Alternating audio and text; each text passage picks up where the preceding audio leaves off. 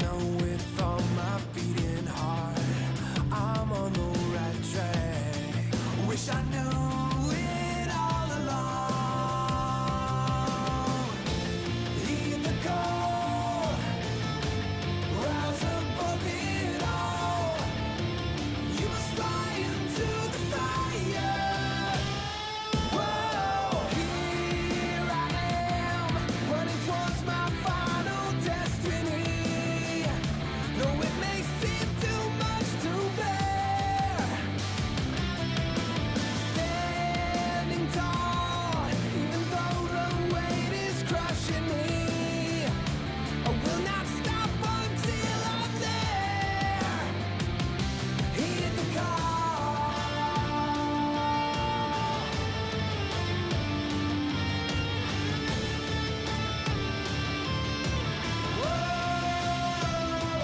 Heed the call.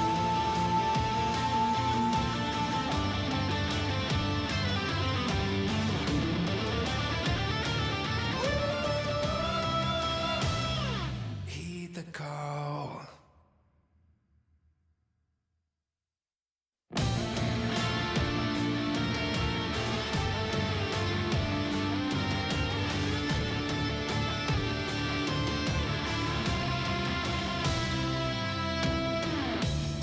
I can hear your voices calling me from a distant place, but I don't know what to do.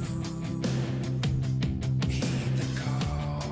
Do I play it safe and stay behind, knowing what I face? Please tell me what to do. Heed the call, rise above it all. You must fly into the fire. Whoa, here I am, running towards my final destiny. Though it may seem too much to bear, standing tall, even though the weight is crushing me. I will not stop until I'm there.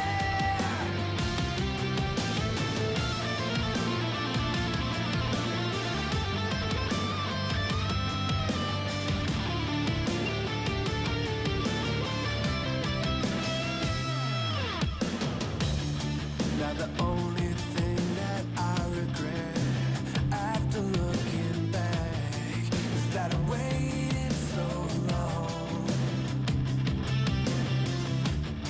But I know with all my beating heart I'm on the right track. Wish I knew it all along. Heed the call, rise above it all. You must fly into the fire. Whoa, here I am, running towards my final destiny. Though it may seem too much to bear, standing tall, even though the weight is crushing me. I will not stop until I'm there. Heed the call.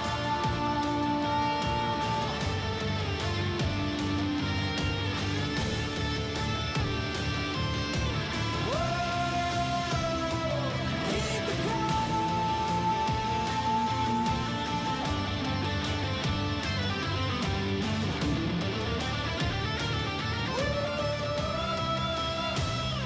Heed the call.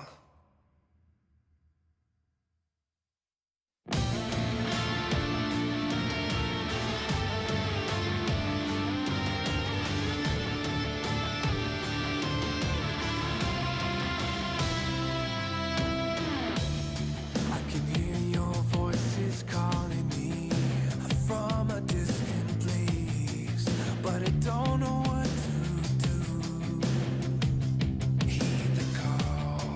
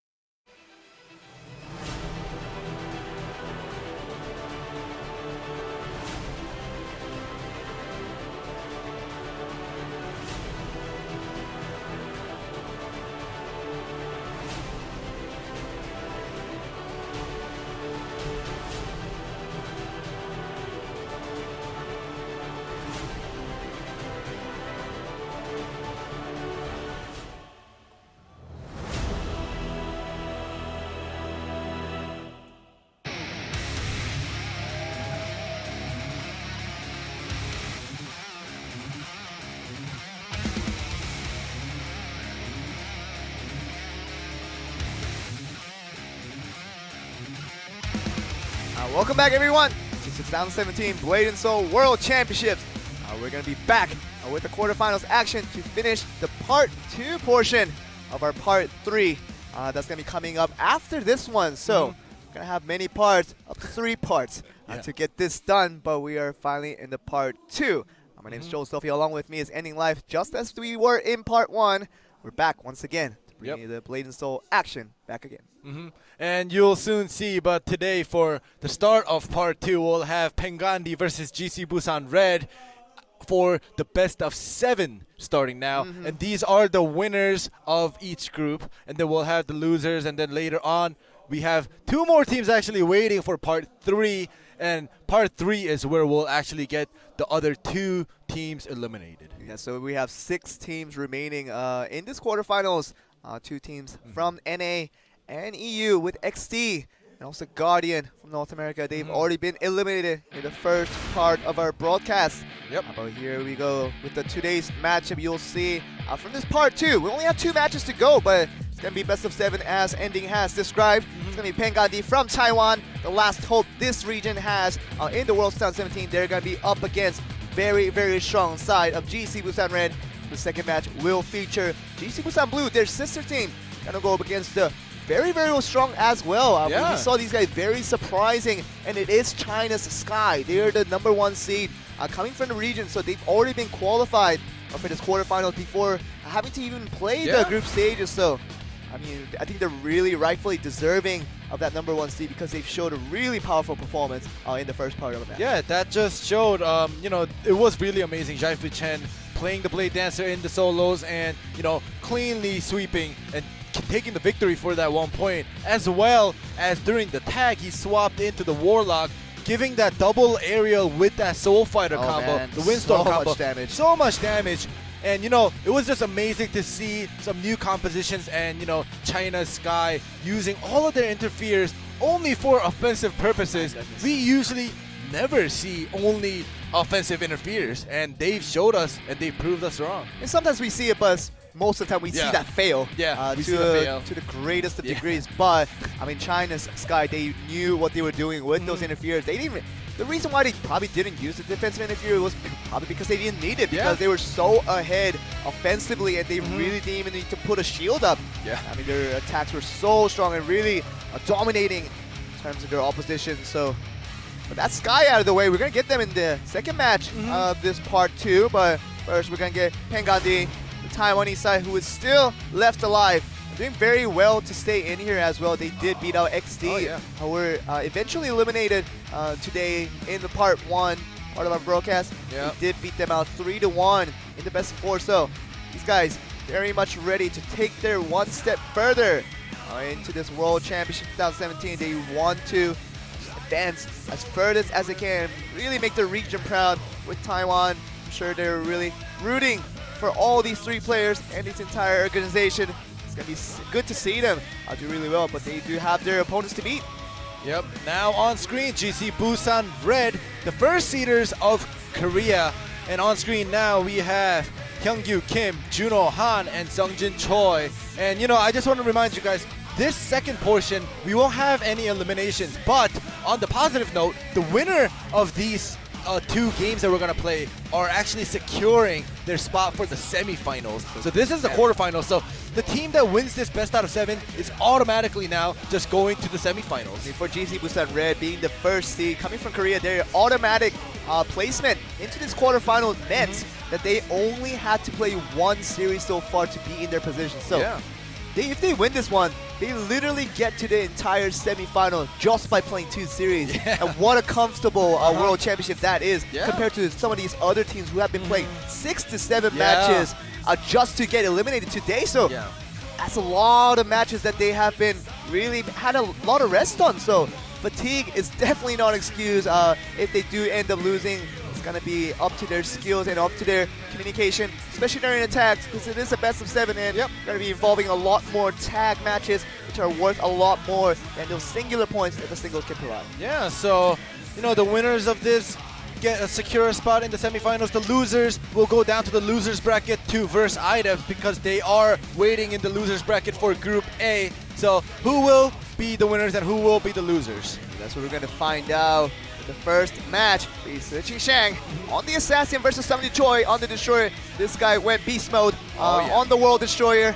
That's not a normal Destroyer you see there on the icon, guys. For Sungjin Choi only, that is the World Destroyer icon because he is fabulous with the capabilities you can do with that class, and showing that most importantly in the tag when he just knocked off the Force Master of Jung Yun, really disallowing him to do anything for his team for the remainder of that very important Game 3. Yeah, it was very amazing to see.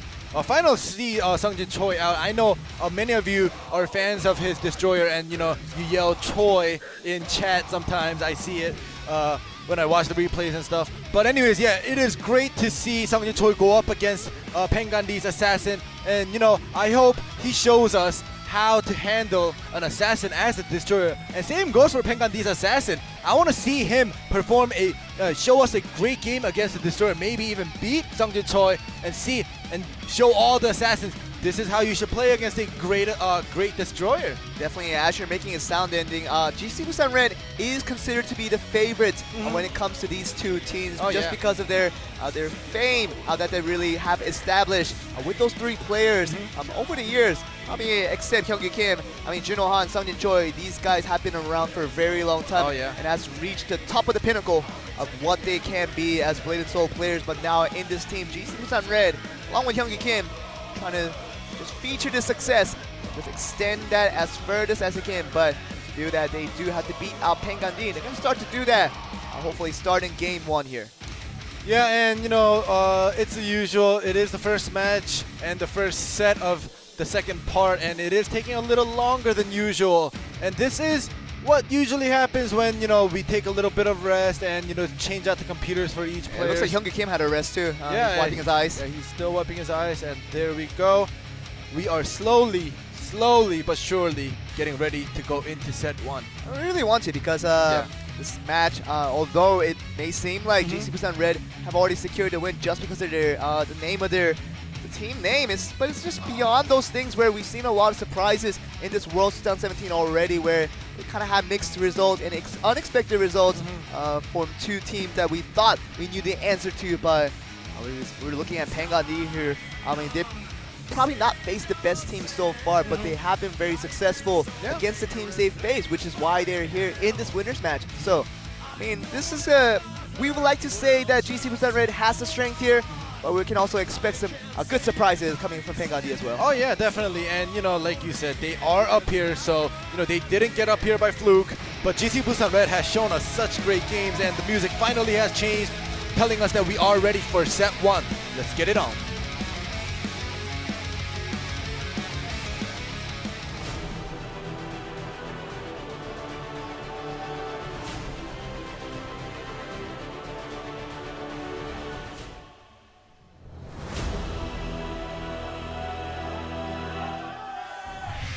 You see a lot of cheers coming primarily towards the GC Busan Red side, with this being the home ground in terms of country. You see Sungjin Choi on the Destroyer. Ooh. He's not scared of the Assassin by any means. Back roll chase forcing out that stealth already, and Sungjin Choi really just trying to take out the resources of Su Shang here, because if you don't have the escapes to run away from the Destroyer, you will get pounded down. Yep, even a Destroyer could do probably 100-0 at Sungjin Choi's caliber. It is the World Destroyer that we are talking about here. He has impressed over and over and really has stayed consistent throughout the entire year of 2017. Really, everybody expects nothing less, the very best. Ooh, the back row chase is done by the Assassin this time around. When it comes to the Destroyer here, but Qing Shang going aggressive here. Sungjin Choi does have the escape, which he now uses. Tap escape is gone for him. Oh, the back row chase forcing that Lotus of escape as well. He does, and gets another stun. Wonder if he's going to use a stealth anytime soon. He does get caught up for the wedge. There we go. And finally, he does get away with that stealth. Now it's on cooldown. Without that Lotus escape, nor that tap escape available for Su Shang. Maybe Sungjin Choi's opportunity now to go on the aggression and try to get a crucial stun in to finish him off instantly. Go, Typhoon is being used. There we go with the stun. Oh, this may end. No escape. His goal is on the wedge. He doesn't keep him on the stun for now. And throwing down. Oh, that counter! Might be going for another stun, but it's going to be a counter stun instead from Switching Wow. Shang over to Seongjin Choi now. Seongjin That's Choi is still saved this escape though. That's the crucial part. So it's not for Switching Shang to go in extremely aggressively. Just right now, he has to wait a little bit before he can do that. Yep, the back row this time around there is no chase, but there we go with the smash. Another Lotus of Escape gone. Switching Shang. Seongjin Choi still hollers all of his escapes and really feels no pressure from his opponent. Well, 50 seconds left. They might want to just do a little more damage to make sure that they win the TKO. Seems like they're going for the damage now. Even Seongjin Choi rocking that Typhoon. Spinning around. All right, there we go with the decoy. Okay, a landmine seemed like, Persistence. yeah, it would have been connected, but the Yeah. persistence has been used and quick reactions So, coming from once Seongjin Choi. All right, Seongjin Choi has been taking out the Assassin's Escape over and over again. Now he just needs to capitalize on it to make that damage count. Try to pull him in, but that doesn't connect. Okay, Lotus of Escape. The flower has been planted down, so he will be able to escape. All right, the If back something roll. does happen. Switching Shang. The poison breath down. 6 Now goes a seconds little left. bit aggressive. Oh, the smash lands once again for Seongjin There Choi. you go, and as we might be able to see a very equal damage chart. Oh, Seongjin Choi, you saw right there, Judgment Cleave. He tried to go on a non-stunned opponent for the Judgment Cleave, hoping to get an edge in terms of damage, but we're going to see who gets the win right here. And it's definitely the last bit of effort coming in from Switching Shang. Good enough to beat out Seongjin Choi on the World Destroyer. So, 1-0 currently in this best of 7 for the side of Pengani for Taiwan. Yeah, unfortunately for Seongjin Choi and the Destroyer players out there, you know, even though you go to a TKO and you do as much damage as you can, when you're up against an assassin, and you know, it's most likely, not all the time, but the majority of the time the assassin will get the TKO win unless it was very one-sided. But this time around, it was pretty even, and Seongjin Choi healing up a little bit more than Pengandi's assassin. He takes the victory. To be fair though, Seongjin Choi kept his health bar pretty healthy. Much more than Switching Shang did what he was doing until the late game where Switching Shang came in pretty aggressively towards the last few seconds. Yeah. See right there, the Lightning Stride all the way to the Poison Breath to the Bomb Bars was good enough to take a lot of HP right there. Yeah. Even the last 2 seconds doing so much damage. Yeah. But that might have been a difference, even with all the healing that you mentioned. It would have been the assassin almost losing out there if he had not put that down.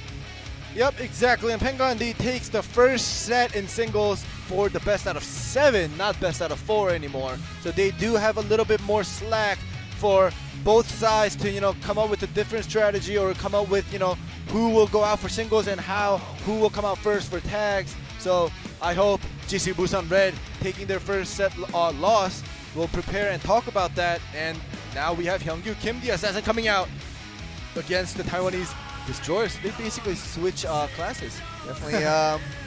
Difference between best of 7 and best of 4 is similar to the kind of the reference I made yesterday with the runs when you have a 100-meter sprint compared to like a 300-meter or 500-meter run where you have to kind of plan ahead towards how you're gonna change up your strategy and those longer distance runs when compared to 100-meter you just speed forth as soon as the whistle blows. So it's all about this best of 7 where one win doesn't decide everything, of course, just as best of 4 might do.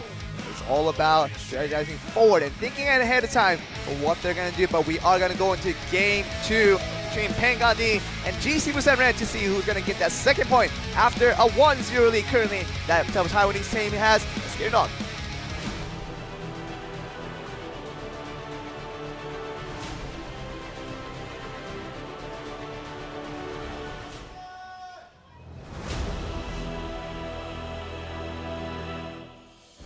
We just saw Pengani from Taiwan pick up a 1-0 lead over GC Busan Red. But it's not quite over yet for the GC Busan side. Still have many more games to stack that points back into the lead. The plant's landmine just backs away. Pretty slow start for now. Definitely Hyungju Kim just litters that mine. Yep, and he does land that Shadow Slash, forcing him to use the Gust. And now it's going to be Tang Shi on Yep, they are trading escapes. the Destroyer, trying to do the same thing. Instead, trying to win out instead of losing, like Sungjin Choi did in the previous match. We'll see if Hyungju Kim would give him the revenge for his teammate. Focus on the series of bombard, doing a little bit of damage there. Yep, 5 seconds until he gets his dust back. But until then, man, that's a lot of damage coming in from the poison breath and the bombard. yeah, this time around the second set is kind of different. Oh, the lightning roll into the closed shave, into another bombard, the high wire. Is it gonna pull him in? And that is a lot of damage. Just one more touch, all to do it for Hyungju Kim. And he's just gonna go all in. Just Poison one more hit would be enough. Even a, yeah, like you say, poison breath from slash, range. anything? Should be anything to do it, but bombard onto the floor. Yep. And another bombard.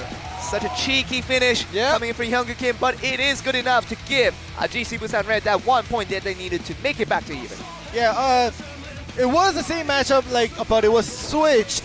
But it was definitely different compared to the first set, where they went down to a TKO and they did a lot of even trading until the late game, like Joe mentioned about that, that burst damage at the end by the assassin. But this time around, Hyungju Kim just finishes off Pengandi's destroyer. And there you see Hyungju Kim on the camera, nodding his head. Yep. In agreement to what the result came out to be. He knew that he should have gotten the win over Destroyer, and he very much did so. The early damage that he put out that Destroyer really could not react upon, and Yongshu, we thought that he might put up a fight after Sungjin Choi did against his assassin opponent. Couldn't do the same, and it's been a relatively easier win for Hyungju Kim. Yeah, and if you at full health. Yeah, at full health. That's what I was about to mention. And Hyungju Kim had an easy win with full health, no damage taken really. So yep, it is tied 1-1. Moving on to set 3, which is worth 2 points. Even at 1-1 between Penggandi and GC Busan Red here. We're going to see game 3 coming right up. We're going to have all 3 players from both sides being involved in this skirmish here. We're going to see who's going to pick up that 2 points. Heading into the later parts of the series, getting that 2 points. Doesn't really matter if you picked up these singular points from the singles of the ones that we just played. 2 points coming all at once for the winner here. There's going to be a lot of advantage for them to carry forward with the momentum. Yeah, and for this tag, we'll be joined with Juno Han's Warlock as well as Lin Chi-Yang's Warlock. It's the exact same composition if you look at it. There's a Warlock, Assassin, and the Destroyer, which is very conventional in Korea. But as we see the Taiwanese side taking that approach, and it seems like that region has suited them with that composition as well. So we're going to see basically a mirror tag match with the exact same composition. It's the only difference.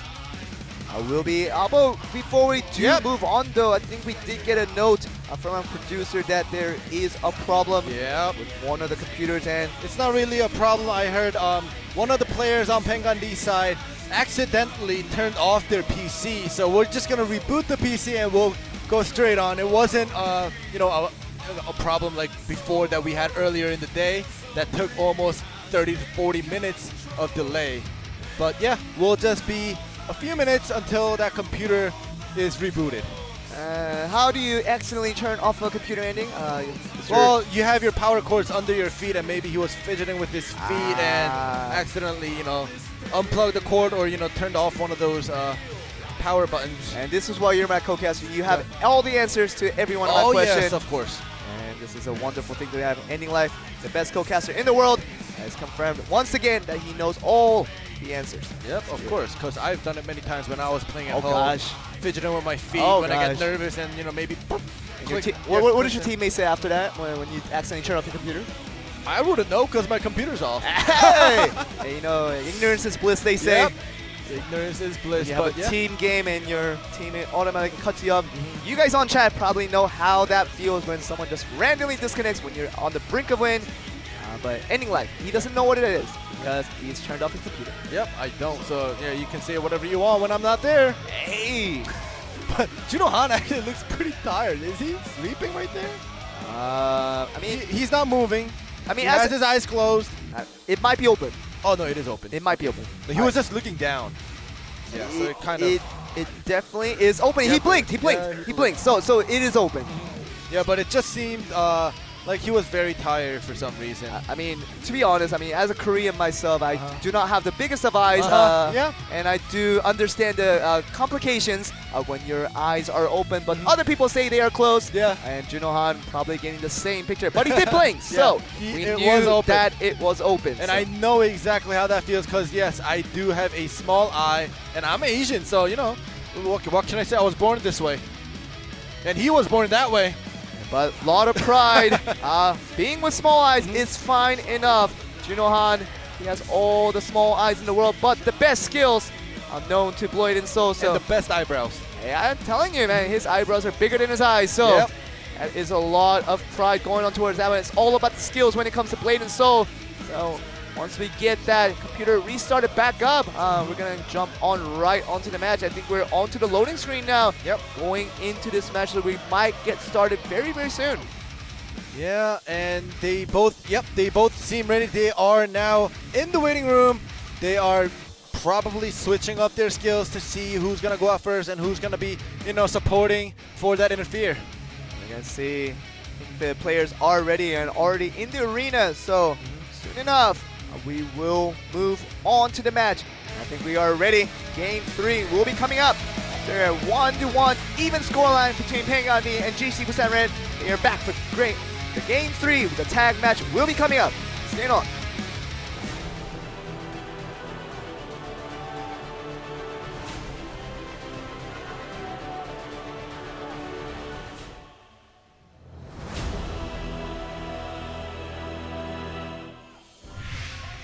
Let us begin. Game 3 between Pengandi, GC Busan Red. Currently 1-1, even in the scoreline. We're going to see Switching Shang on the Assassin against Hyungwoo Kim on the Assassin as well. So Assassin mirror match to begin us off.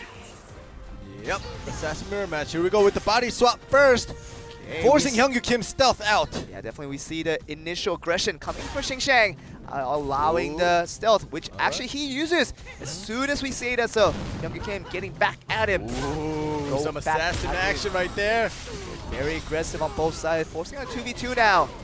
The two destroyers, so exactly the same form of action towards both sides. Assassin aggression towards both sides, forcing out the stealth. And the two destroyers coming in for those defensive interferes. But Hyungwoo is forcing that Pengandi assassin to use both his escapes, forcing that Warlock time distortion to come out. Okay, now it's going to be Hyungwoo Kim. I think that stealth back already. Have to use the Lotus escape. He just uses the stealth though. Oh, that is the same thing. This time around, Juno Han coming in goodness, for this- that time distortion. If this is not a definition of mirror match, I don't know what it is. Exactly the same actions going back and forth. Back Even the row health chase. bars currently pretty similar. Except we say that Poison Breath coming from Hyungwoo Kim does a lot of damage. Stealth and stealth, yep, back to back. But this time around, Taiwanese assassin tags out first. Lin Xiang, we've seen many good performances from this guy. Haven't seen him quite yet in this series.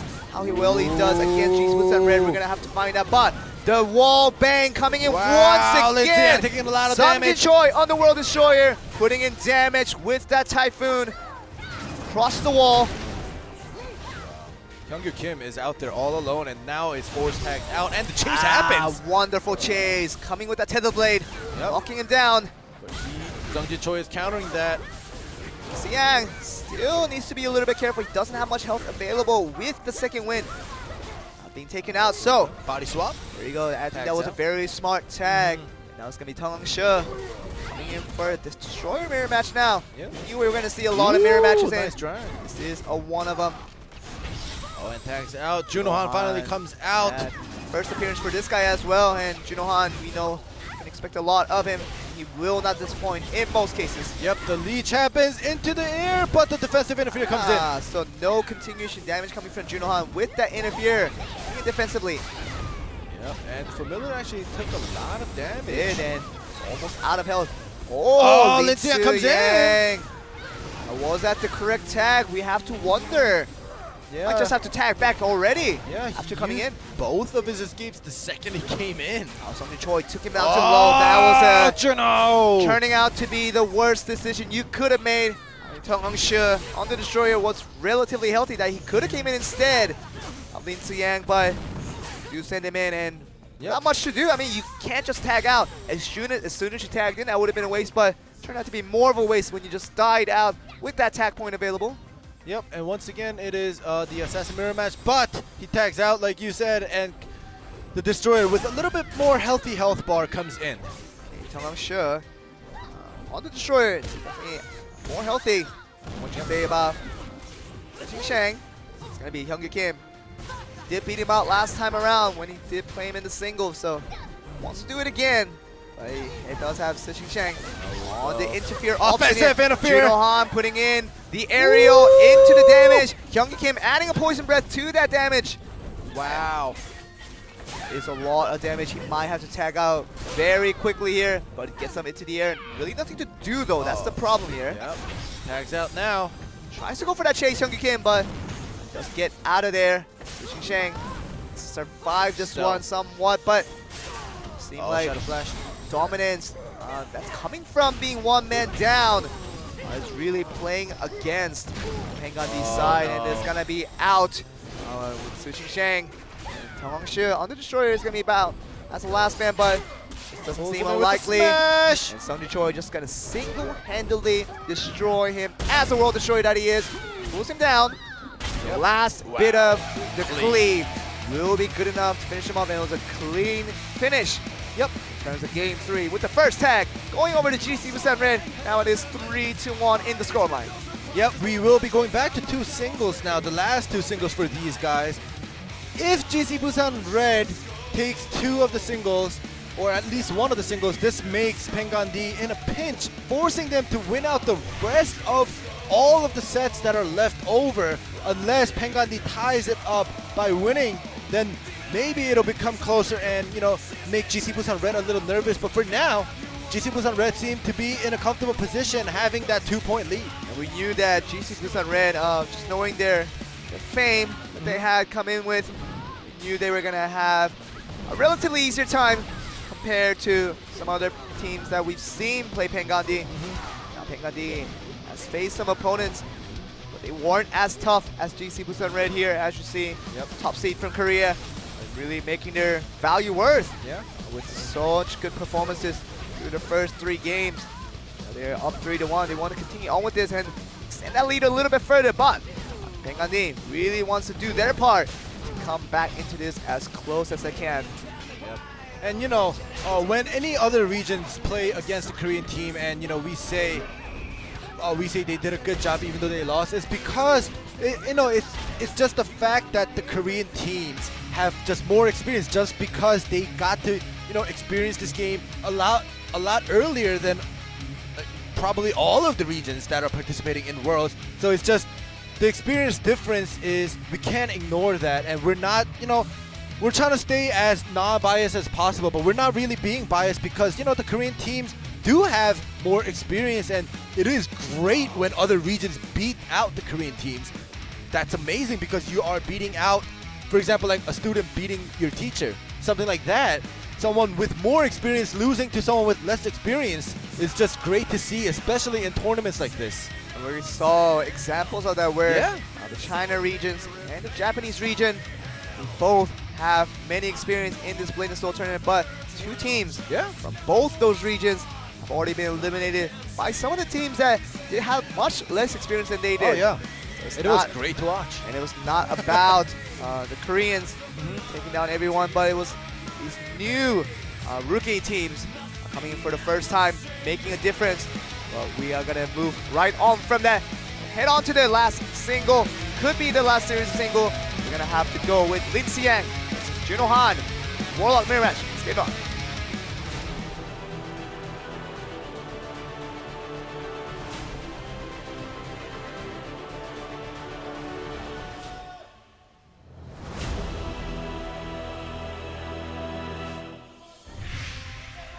There you go. The next match will be another single after that tag win. Coming in from GC Busan Red, it's going to be Penggandi putting out Lin Xiang with the Warlock alongside Juno Han's Warlock for GC Busan Red. Starts it off with the Tether Blade, forcing out Lin Xiang's second win out first. Let's see if he summoned the familiar approximately at the same time. This is a Warlock mirror match. This is the usual. Junohan is making the first moves though. Definitely, and Junohan doesn't connect. The damage they were trying to put out, but it has to be the body swap coming in from Lin Xiang. Already being used now. Same thing for Junohan. They're both on cooldown now. It's gonna be now Lin Xiang's turn. Trying to go for the damage here, but just gonna settle with the time distortion to get the second win right back. Alright, both of the familiars are out, and the Tether Blade is used once again first by Junohan. There we go, Junohan. We know that All one right. opportunity could make all the difference for this guy, but doesn't get it quite yet. Lin Xiang still. Oh, first aerial of the day. That is true, and it's gonna be all the escapes gone. Lin Xiang, so Yeah. getting caught one more time might lead to crucial enough damage. That might finish him off. So he wants to do the same against Junohan, but it's not really finding much room to it. Junohan disallowing any opportunity for Lin Xiang to come in with. Yep. Junohan's familiar gone a little bit earlier than Lin Xiang, but now they are both gone. And basically the timer on their escapes are the same right now. They both have their second win. 13 seconds left for their Void Walks. But Junohan's been making his first, the moves first. There we go with the spawn on Lin Xiang's side.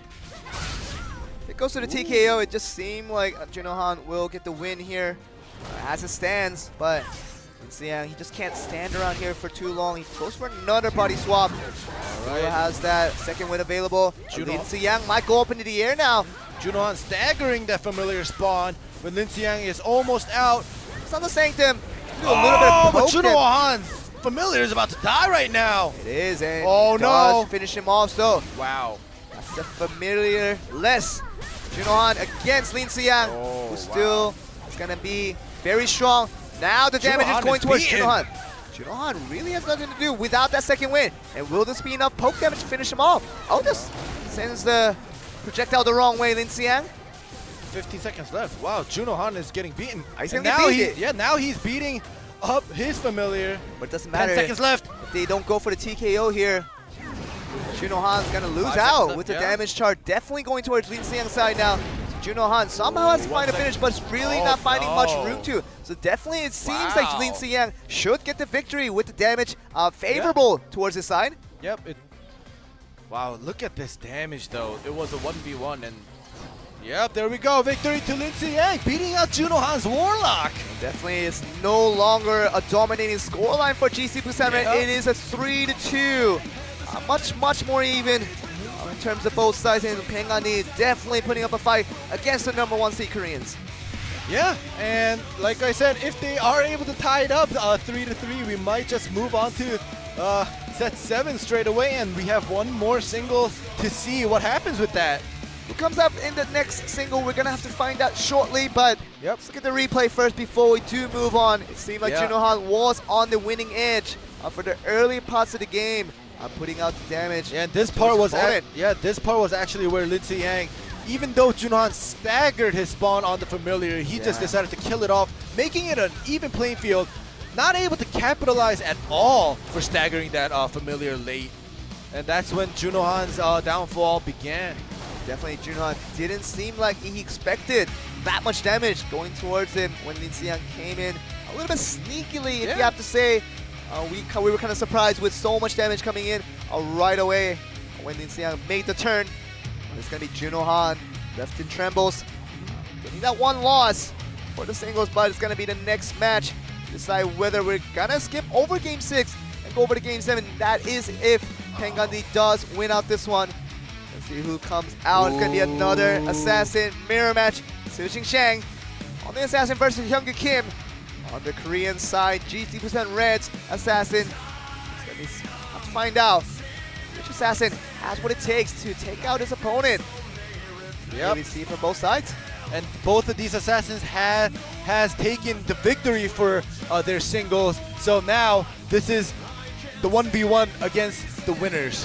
It really is, and they did win out in the first series single, both beating out on the opponent destroyers that each team decided to send out. Now they got that first task done of beating out the destroyer. Now they have to defeat each other. We're gonna see who gets the victory right here. Could be an even scoreline if Pengandi wins out this single. Whether they can do that, we're gonna find out. Stay on.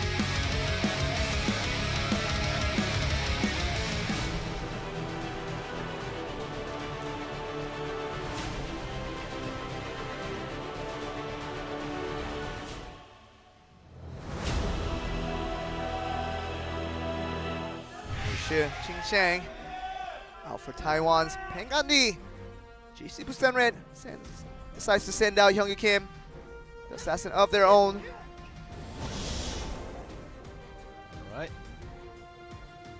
They're both stealth. Okay, we'll go for the first strike. Is Hyungwoo Kim. And we continue on for another stun coming through with the body swap, knocking him down. Gonna use the retreat and the stealth. So 2 escapes gone already for Hyungwoo Kim. Takes the Lotus escape, puts it down. It's gonna be have to take that, but the Lotus is right there, so not much of an escape for that. Even if he decides to use it, has a lot of damage. Still contemplating whether to use the Lotus escape. Still has it available, but he does get out, taking the full damage. Didn't feel like it was worth it to go basically 2 steps left. Yep, and the Lotus is out now. He replants the flower. Goes aggressive. 5 more seconds of turn. No escape for... Oh, no, Hyungwoo Kim, I know he knows that, and he's going to go all out. Can he calculate the timing properly? He does have the stealth back. Finally, he's going to use it. He still has a Lotus. He actually didn't use the stealth, actually. Just backstepped out. Did, and we thought that might have needed that to come through, but Hyungwoo Kim now uses the stealth. Still has a Lotus of escape option. He does fall into further trouble. Protection decoy to go into stealth. Hey, now Hyungwoo Kim literally could finish him off just in one lightning strike, I imagine. And Ice Mine didn't connect. And there we go, Shadow Slash. Okay, Hyungwoo Kim forcing out the stealth, but there's gonna be Hyungwoo Kim. Hyungwoo Kim is dead. Go down. Hyungwoo Kim is dead. No and more there's escapes. no escape for him. Webbing onto the poison breath, and that is gonna be enough for Su Qingsheng. After such a close edge in regards to HP, survives to the end to defeat Hyungwoo Kim. And Hyungwoo Kim, he knew he had it in the bag, but it was a very close one. Now going towards Pengandi, making it 3-3 even. Yep, 3-3 even, and we will be moving straight to set 7 to finish it off.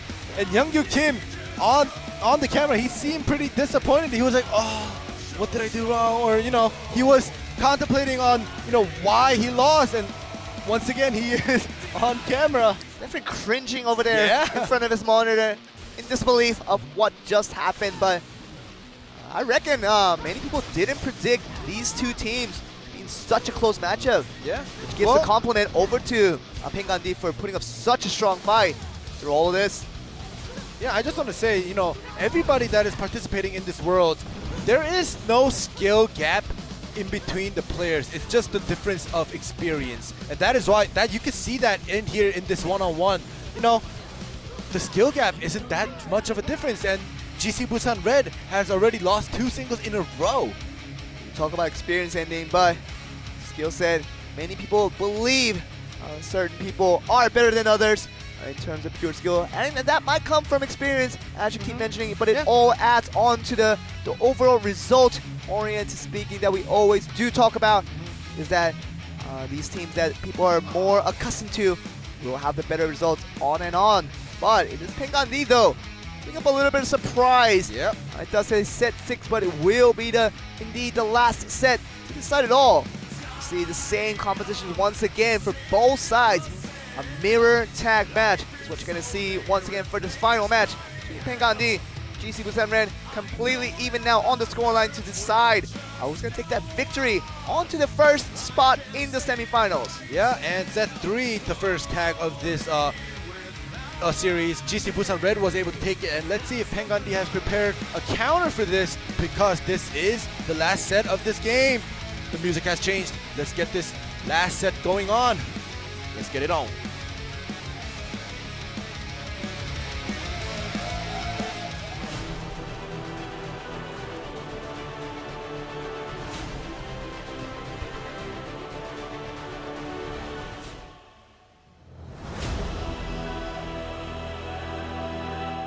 We knew that GC Busan Red, after picking up that tag win, they were up 3-1 initially. Yep. And we've seen teams, once they lose out that first tag, really fall apart. really cannot carry on through the rest of the series, but very strong of Pengandi to really win out the 2 singles right after. Yeah. Get this back right into even. Really gives both sides now an even opportunity to take their first spot in the semifinals. And Sungjin Choi decided to use a very early defensive interfere. And it's going to be the interfere coming in from the Warlock. Both sides, yeah, giving them time to switch them back to give their escapes back. I should say that Switching Shang has already used the Lotus of Escape again. That's one less escape. Now Hyung Kim opted for the stealth instead of the Lotus of Escape. I wonder if he had that flower planted down. Doesn't seem like it. We saw it on the left side. It is on the left side right now. And there we go now. The flower is gone. He has to replant it. Now Switching Shang doing a good job of putting on the landmine to the success, but he does have to use a stealth. Before that, gets him into another stun though. Defensive interfere coming in for Forcing Juno out Han. a Juno Han. Shackle into the air. It's not a defensive interfere. Just putting out the damage casually. Yep. Gonna be the destroyer. Tang Shi coming with the iron plating. With that surprise attack coming from Juno Han. Sungjin Choi on the destroy. Oh! Whoa! That was almost a very knockout. close. Very good of Pengandi to stick with it, and Yeah. somehow thought it was gonna be not enough time to tag out there, but did find some room to get that tag to work out. And Hyungju Kim also tags out into Juno Han. And now Juno Han versus the destroyer. Tang Shi here is gonna be up against Juno Han. Just to kinda, watch out for the pokes that he's trying to do from distance. Juno Han really needs to once again distance himself. Make sure he'll be able to outpoke the destroyer of Tang Shi. Time distortion is used. This destroyer is actually doing work, forcing Juno Han to use all. Okay. Oh, but he's getting punished for that! And Wow, that is a lot of damage, and Tang He Shi literally just got deleted. tagged out right away. Yeah. Towards the Warlock. Yeah, and Lin Lin Xiang. and Lin Xiang took the biggest punishment by making a death entrance, if you will. He just entered into his death. Another one. Oh man, Tang Shi. It's done. Suddenly, we thought Pengandi was doing well for the early part, but sudden damage coming in from everyone at GC Busan Red. Suddenly turned to a finish here, and now GC Busan Red suddenly see them representing their team sign onto the semifinals for the first team to qualify in this World 2017. And Pengandi will be on to the losers match of this bracket to face off against their next team. Yep, now GC Busan Red has finally made it up to the semifinals, and Pengandi will duke it out with Team IDEPS, another Korean team. And you know, to be honest, IDEPS hasn't been performing as well as they used to, or as well as, you know, the people expect them to. So, you know, Pengandi versus IDEPS is going to be also a very fun match to watch. But before we get into those two matches, we will have the winners match of Group B, GC Busan Blue versus Sky. Let's go back to this match real quick, and you talk about them having a fair chance against IDES. I think that's the fair point there, because to go pretty even, at least in terms of scoreline, with GC Busan Red, one of the favorites to actually win this entire competition. When you can do that as against one of the best teams, Pengandi will not have to keep their heads down. They just need to keep their heads straight up and really have the high hopes against their match against IDES, because definitely don't see them getting dominated by IDES by any means. Pengandi is a very strong team that has proven himself once again. Just really wants to go there in the next match, which will come in the third part of broadcast, to see whether they can do it, but they still have their hopes of going to the semifinals.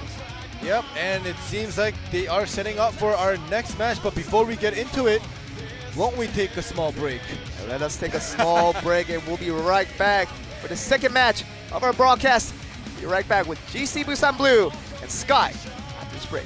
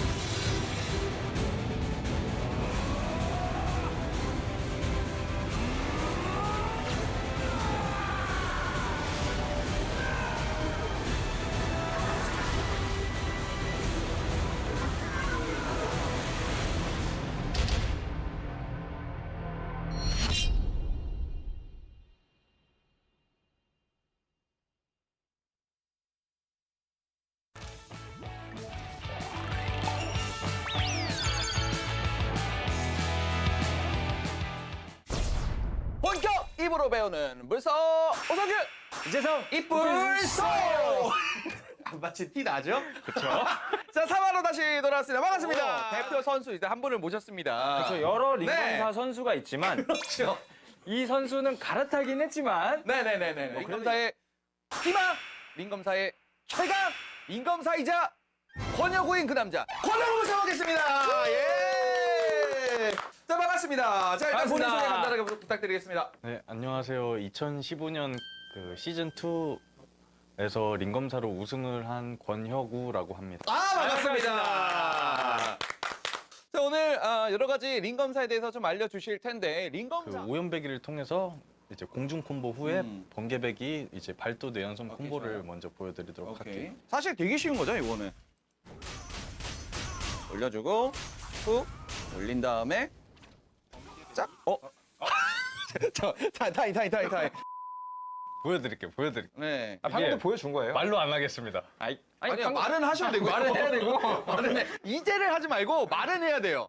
여기 나와서 말을 안 하면 어떡합니까? 큰일 납니다. 아 이거 다시 빨리 보여드릴게요. 네, 다시 알겠습니다. 빨리 부탁드릴게요. 아 뭐야? 잠깐. 보여주시죠. 볼까요? 탁 훅 올려주고 정확하게 떨어지면? 번개배기를 딱 쳐주고 내겨. 뒤에는 뭐 클립만 하면 되는 거니까요. 자 이게 아 이게 아니에요. 이게 또 포인트가 있죠. 아 이것도 따닥따닥이 있습니까? 아 이건 따닥따닥이 아니고 네. 이제 다들 이제 따닥따닥이라고들 하시는데 저도 그런 느낌이에요. 제가 할 이제 때도. 여기서 포인트는 네.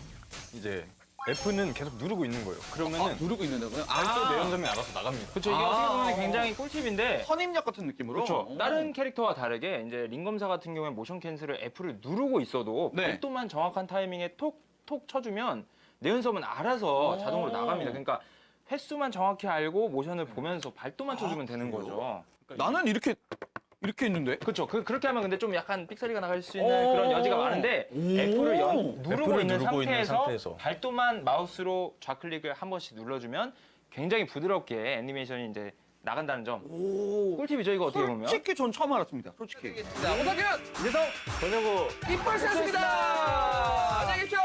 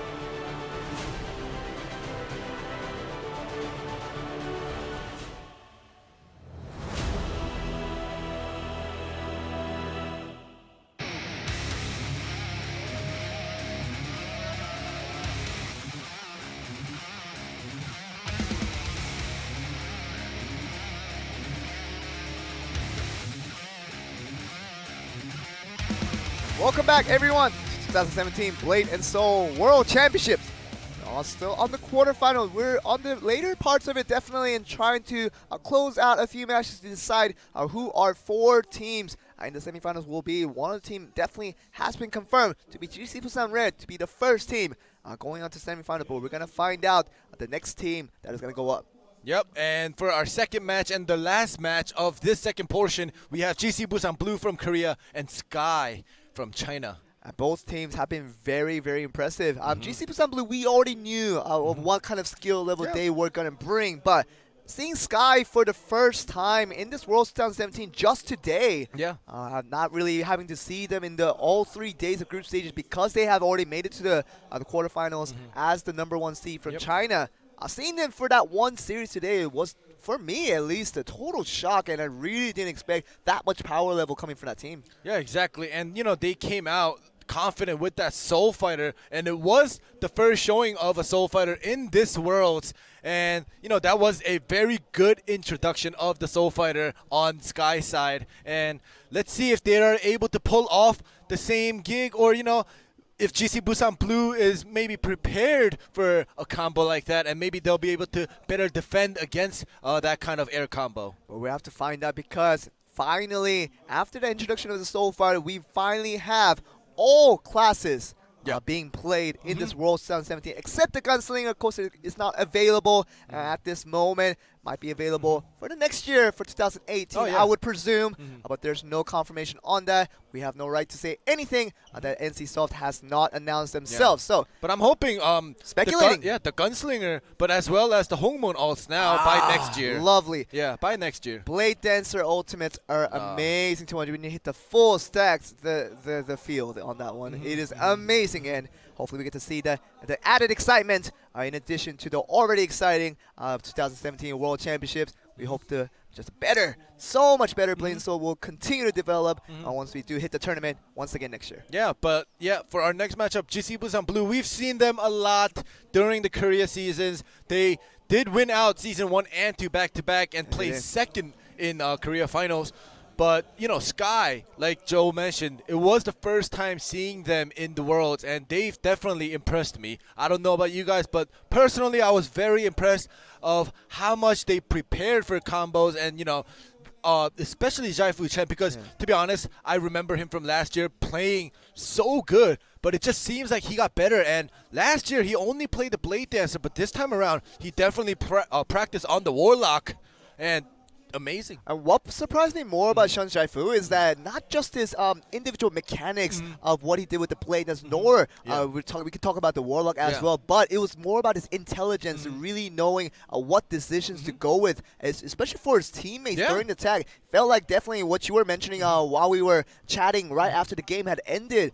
We discussed about why that was so strong, is that Sean Jaifu, it seemed like he was the one calling out the shots. And definitely during the tag, when you saw the Warlock put him in the air and Soul Fighter coming in, as soon as you saw that, putting so much damage onto his opponent, it worked 2 times, and that led to literally a 2 KO in this very important Game 3 they faced in the best of 4. So, you know, the game intelligence and really the leadership that Sean Jaifu showed within his team showed a very strong step forward for this team, so we can see them go very, very far in this tournament. Yeah, and, you know, you mentioned about the KO with Jaifu Chen's Warlock and the Soul Fighter, but, you know, it wasn't really a KO. It wasn't a knockout. It was basically a deletion of the characters. Like, they literally just got deleted, and, you know, they didn't even show, you know, the dead body on the screen. They just disappeared, and the next guy comes up to get get deleted once again. But yeah, I know what you're saying. The combo is awesome, and it worked out very well. But now,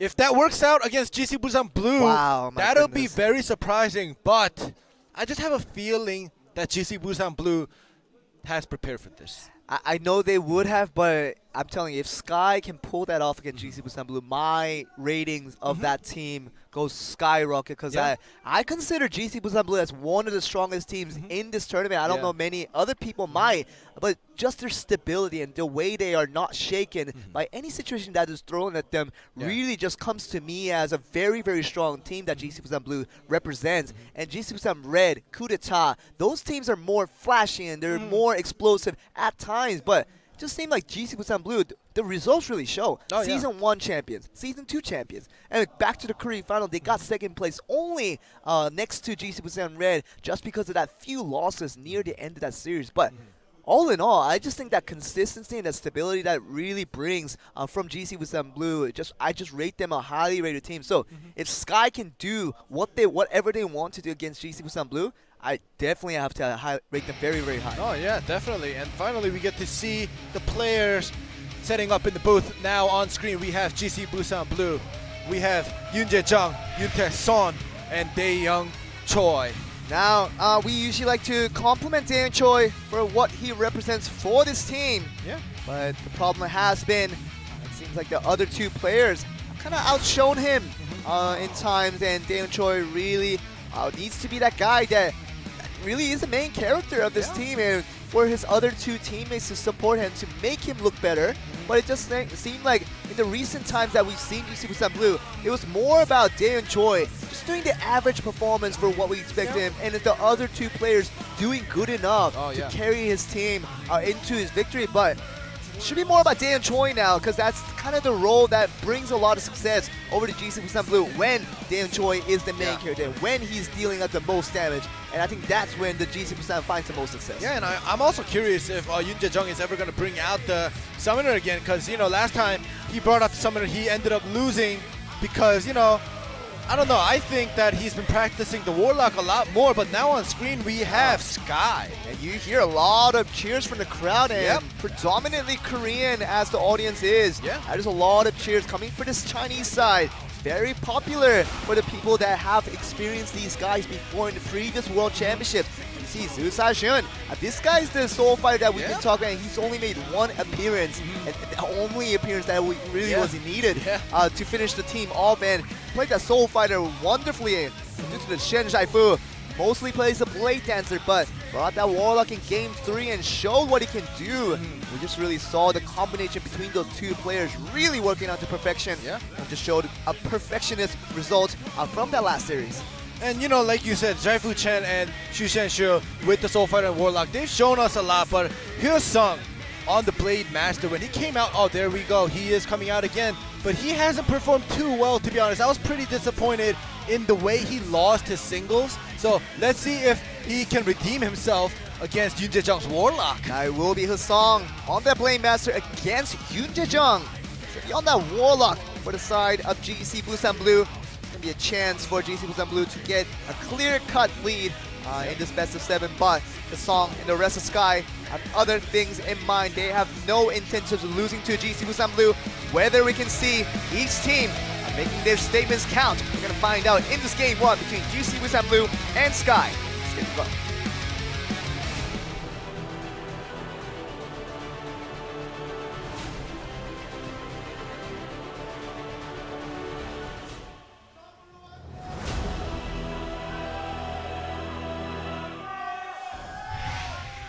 Just relish over those cheers coming in from the crowds. Wonderful to hear them. Yoon Jae-jung getting a lot of fans just by being in this GC Busan organization. There's a lot of base fans all around Korea cheering for him. But it's going to be Hyosung, really not caring about anything. I mean, here the male version of Hoba. The male version of Hoba is a very masculine, coming from Yoon Jae-jung there. Such a small character too.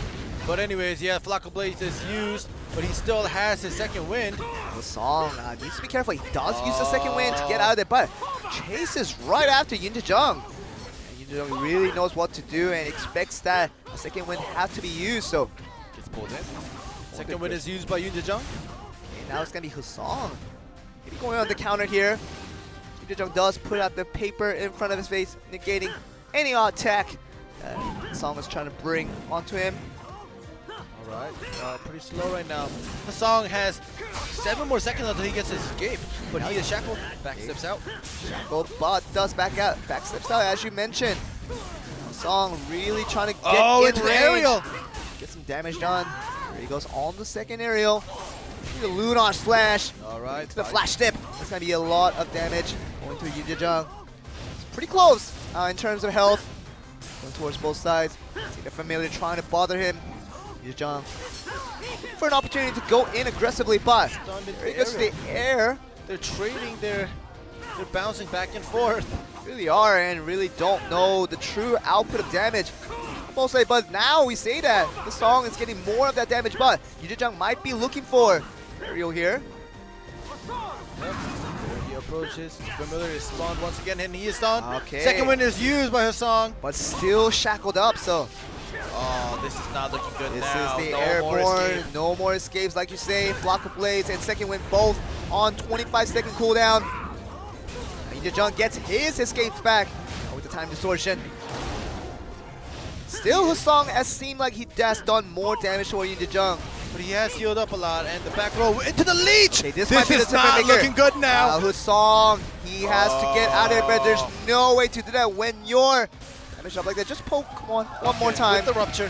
And Ninja Jung casually finishes him off, and seemed like it was going Hasong's way for the first few minutes of that match, but definitely you see him disappointed how he couldn't finish him off, and Ninja Jung seems relieved on the other end, getting that win and getting the 1-0 lead now towards GC Busan Blue. Yeah, it was pretty close. It didn't seem like Ninja Jung was having an easy time at all. He was, you know, using his time distortion to get his second wins back, and you know, Hassan was definitely pushing Ninja Jung to the corner until the mid late game where, you know, that leech landed, and you know, when you don't have an escape with a Warlock leech landing on you, you are basically done. Even if it does go down to the TKO, as a Blade Master, you won't out damage a Warlock.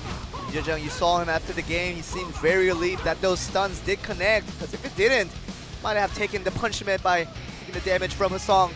In the end, it did connect. It really led to enough damage to finish him off and get that 1-point lead. Over to GC Busan Blue now. We're going to go into the second match to see who's going to make the appearance here. Let's see a little bit of Shen Zhaifu, to be honest. It seems like Zhaifu Chen is getting ready, because Okay. both of his teammates are actually staring towards his computer. Hey, that does indicate good enough evidence that it will be Shan Zaifu, as going to be confirmed on the screens here. There we go, we're going to be Shan Zaifu versus Daeyoung Choi. So the team leaders, the team damage output leaders is what they're trying to go for here. Shan Zaifu, you wouldn't believe that he's a damage output dealer with a Blade Dancer. By the performance we saw in the last game, you know, he's completely capable of doing that, putting out as much damage as possibly what Daeyoung Choi can do on the Assassin. So two main guys for the teams can be up to face game 2. Yep, and Zhaifu Chen on the Blade Dancer. Last time around, he had a very easy time defeating his opponent's Warlock, but this time around it's Daeyoung Choi's Assassin. And you know, Daeyoung Choi, as we've seen, is an amazing assassin. Let's see what Zhaifu Chen can do to Daeyoung Choi. Let's get this second set underway. Let's get it on.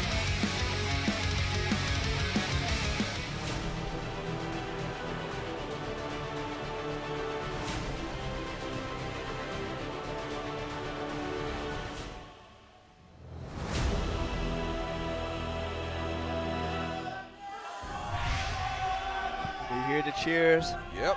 as we begin the second match between GC Busan Blue and Sky. Now Sky, from China, they are the only remaining team from the region, with 2 other teams have already been eliminated. So Look at Zhaifu Chen. He is so aggressive, forcing all of these stealths out early on. not even using the lightning draw, even gets him into another aerial? Yep, a re-knock up. Wow! Another He's trying to do it again. back roll. Oh, there was no Lotus chase. escape, yeah. Like, just observe the fact that Daeyoung Choi has no stealth available. Does get it back in 10 seconds, but Lotus escape is the only option here. As you mentioned, Shan Zhaifu, we haven't seen Daeyoung Choi toyed around like this the early parts of the game, as we just seen. Goes for the counterattack here. Daeyoung Choi trying to put the damage onto it, gets him onto the in-air webbing. Yep, he is trying to punish him. There we go with the poison breath with the body swap. High wire core. Now Daeyoung Choi Whoa. gets pulled. Oh, Daeyoung Choi pulls him in this time around and uses Okay. Lotus escape to widen the gap. Now Shafu is gonna be healing back up with his skill, but knowing that Pulls him in. Back roll chase. he has to go for the kill into now. Phantom grip. Phantom grip is up. Still does a stealth. There we Yeah. So stealth has been procced by Daeyoung Choi to get out of that danger zone. go. Chen, no. Oh, that dink right there. Another stun, and this Oh, might no. be it. We heard the dink. There we go. The second aerial will be enough to finish him off. Doesn't even need to go in the air, and that is enough damage for Shan Zhaifu. Beat out the almighty Daeyoung Choi, and look at Daeyoung Choi. He looks very, very surprised. Yeah, but it seems like, you know, he is surprised, but he is accepting the fact that, you know, Zhaifu Chen has defeated him and taken that victory.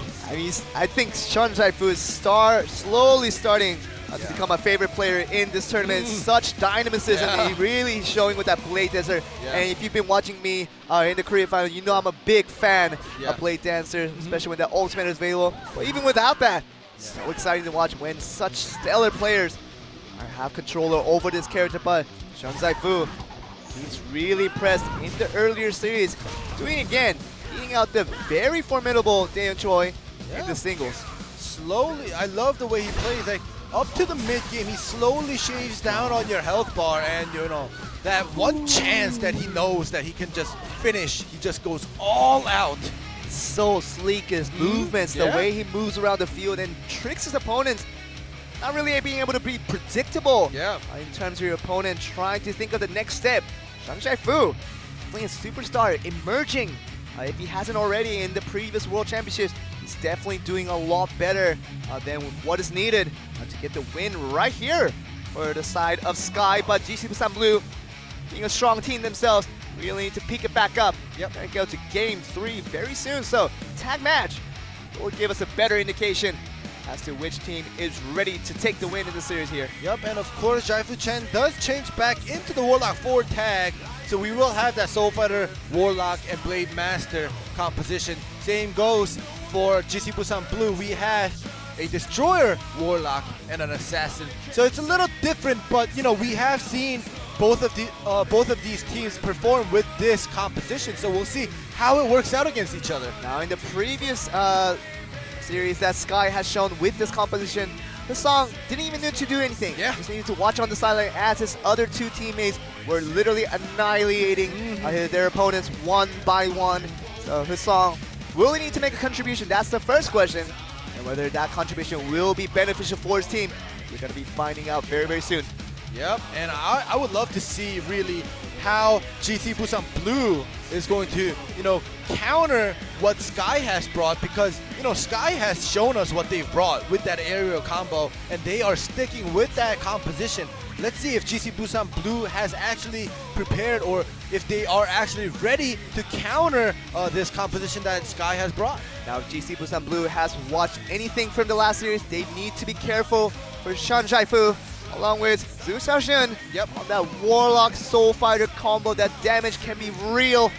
They need to be careful for that. So, whether they have done better preparation, we'll be finding out in this game 3. Let's get right under to it. GC Busan Blue versus Sky. Korea versus China is currently 1-1 even. See who gets the next 2 points. Straight on.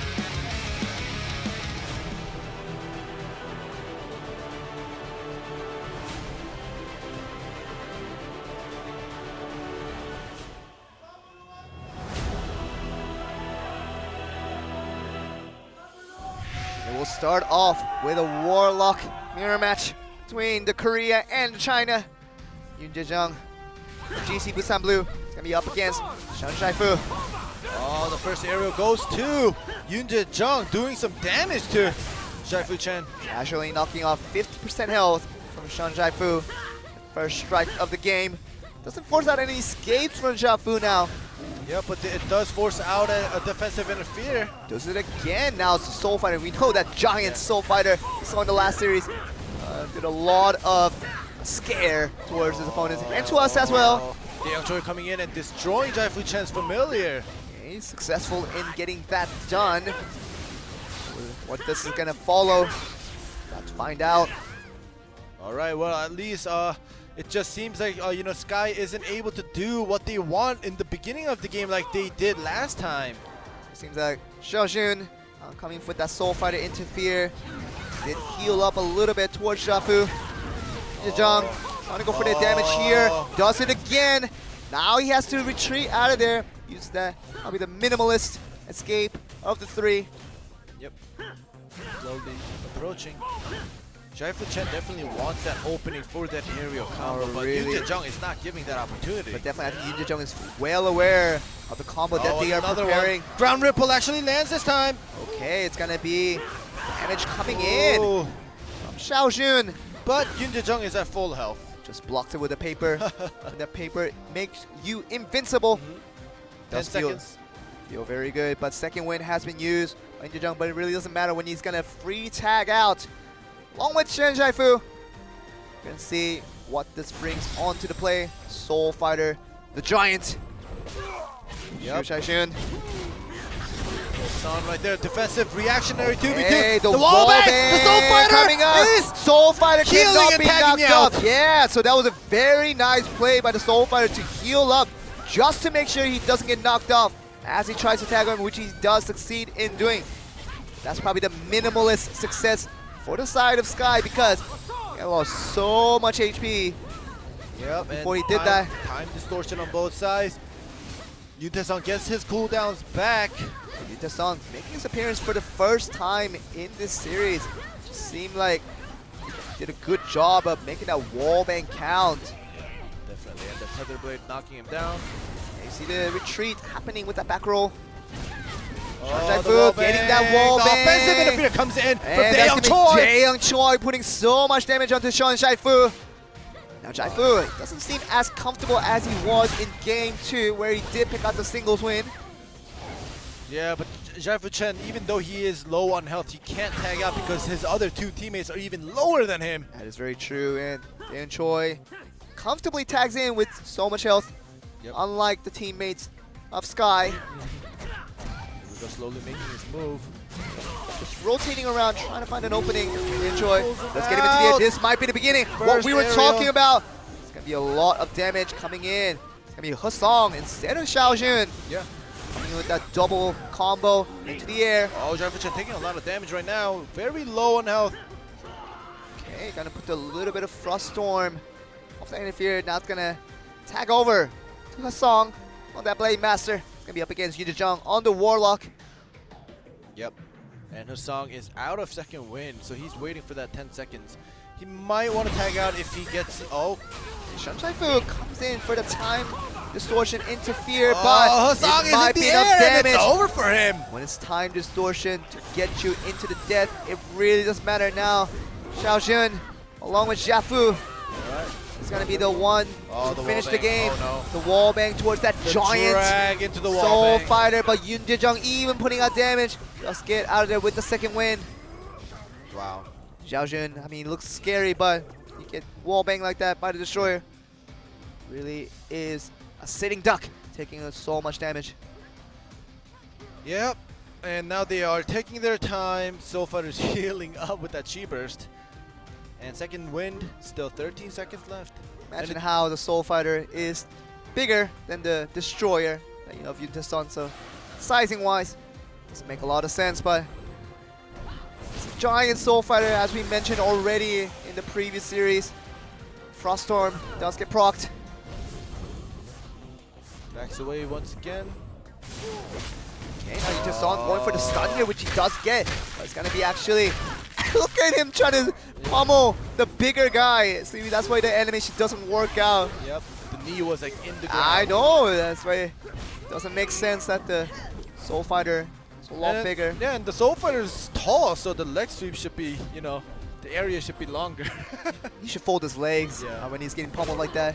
Do the manner thing There we like go that. again. That's why he's Again. jumping to pull him out of the ground every time he goes that's in. very nice of Yunta-san. Yeah.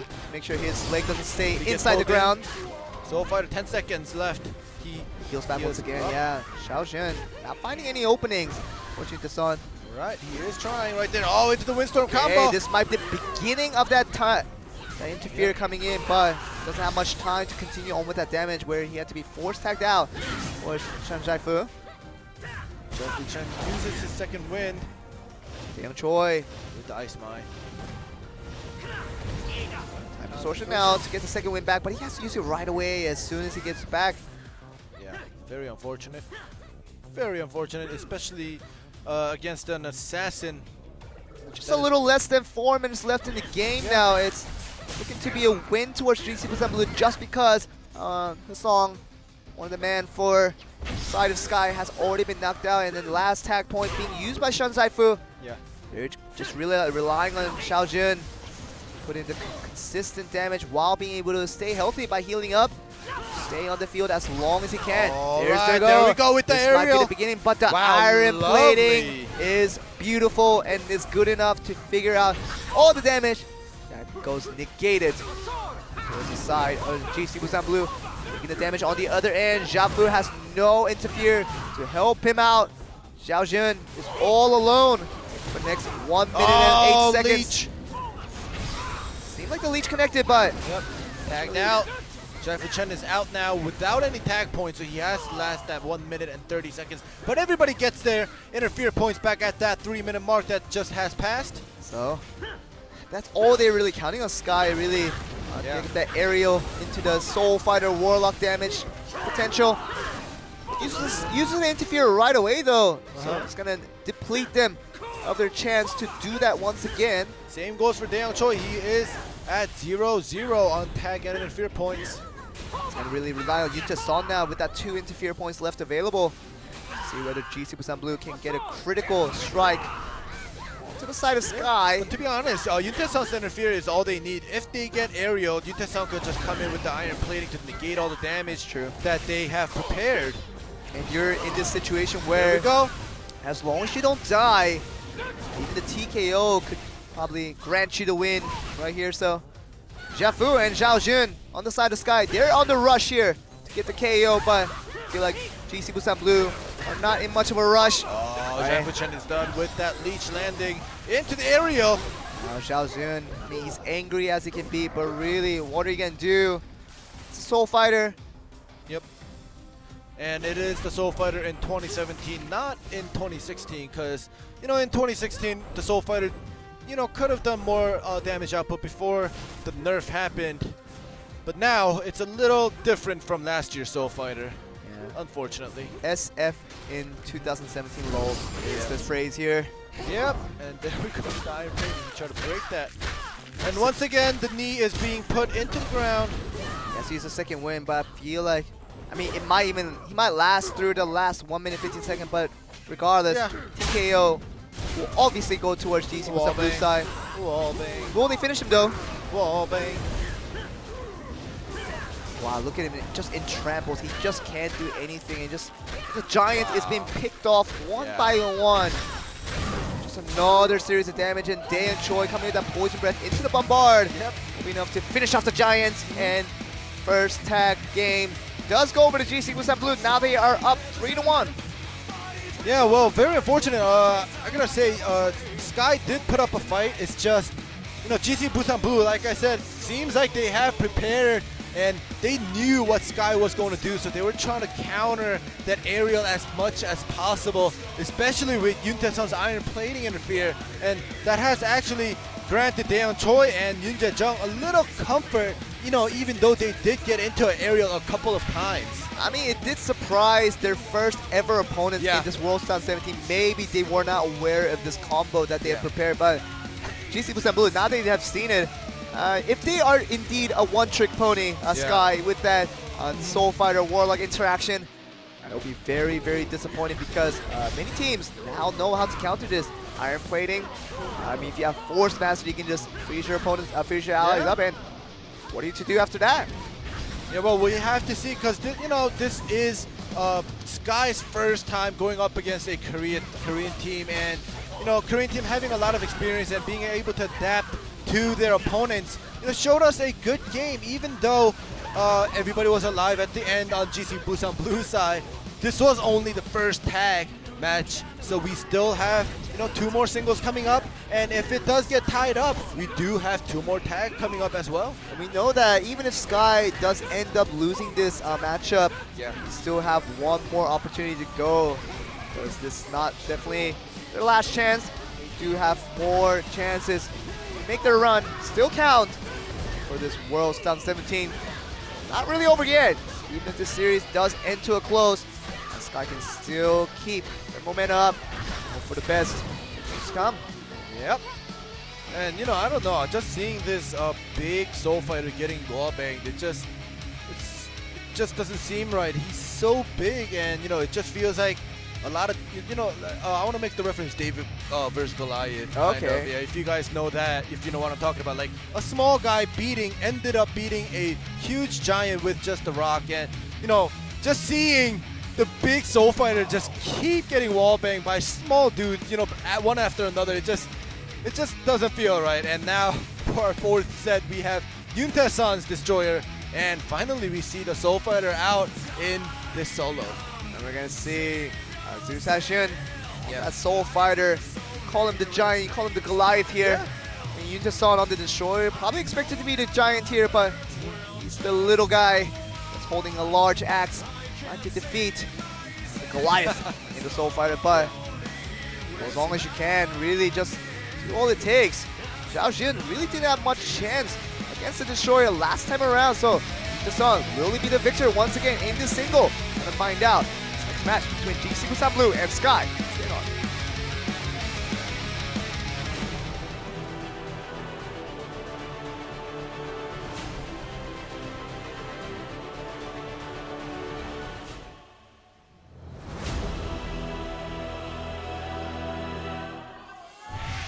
We will begin next single. It will be the beginning of the last series of singles for this match between GC Busan Blue and Sky. Su Xiaoxun, the Soul Fighter once again. I mean, the playstyle is definitely very different to what we see out of Shingen Kim from Korea. Yep.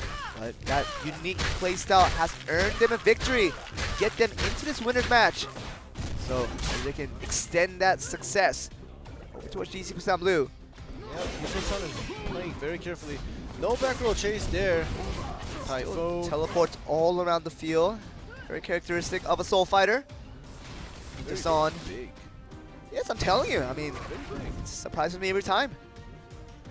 But it's a very slow paced game. Oh, he procs the persistence. Maybe he wants to go aggressive. There we go. Okay, for the stun. Destroyer putting in the damage now with that wedge. Okay, with the Ember Stomp right on top. Now it's gonna be Xiaoxun trying to go for something here. Barely doing any damage. He heals up. Zero strike. Now we're gonna have to wait for that one Oh, opportunity the ground ripple for The either ground- side to make the damage here. Just a little damage onto the Destroyer. They are trading damages now, and you know the Destroyer is out of both escapes right now. Might be a chance for Zhao Jin to go in pretty aggressively, knowing that the Gust and the Persistence, they are very much unavailable to Yuntason. I mean, maybe this is the way to beat out. Oh, look Soul at his Fighter. health go up though. He's healing. You're hitting the Soul Fighter for it to heal back up. So Yep. logic makes sense right there. Soul Fighter is doing a great job saving his escape. There we go, finally used. That might be a chance for Yuntason to go on the aggression here. Yeah. Oh, it is Still- basically over. No escape, and as long as Yuntason gets that back row chase, Okay, now he gets a stun. basically done. Yeah, if he It gets a will stun, be no the back row. Judgment Cleave combo to finish us off. Yuntason beats him once again. He beat him essentially in the tag with Zhao Jun previously in Game 3, not being able to do anything against the Destroyer of Yuntason. Really, the same story happens again. GC Busan Blue taking another point, taking it to a 4-1 lead now for the Korean side. Yeah, now because it is 4-1, not 4-0, we will definitely be going to set 6. Even if GC Busan Blue wins the next singles, it's still going to be 5-1, and you know you need 6 points to take the victory. So next match, as long as GC Busan Blue, you know, Sky just wants to get the victory to cut off this momentum. But either way, they do not lose this set or this match, even if they do lose set 5. So what you're saying is it is pretty much useless of what the next match brings to us, and you are definitely right. Yeah. We know that this next single does not make any difference in the scoreline to the actual result, but it is all about the players having the right men's mindset to move forward with this, because that tag match, as you say, could decide it all in terms of Sky. They cannot take a victory in Game 6, so Game 5 will be a warm-up. Damn, Choi bringing in a Soul Fighter. I'll show you what Okay. Soul Fighter is supposed to do, is what Damn Okay. Choi is saying. Su Xiaoxun on the screen here. I wonder if they show him on camera. Wonder what his expression is with Dan Choi deciding to bring out the Soul Fighter. He hasn't brought it out many times, even during Korea seasons. Yeah, and last year, Daeung Choi hated playing the Soul Fighter, but he did anyways for his team. He sacrificed his assassin to play the Soul Fighter, but he's bringing it out again. But what against the best man to do it? It is going to be Shan Shai-fu. Really the key player inside of Sky. We're trying to do that again, but with a Soul Fighter this time. He can lose out with an assassin. Yeah. Whether they can beat out this Blade Dancer with the Soul Fighter this time? We'll have to find out.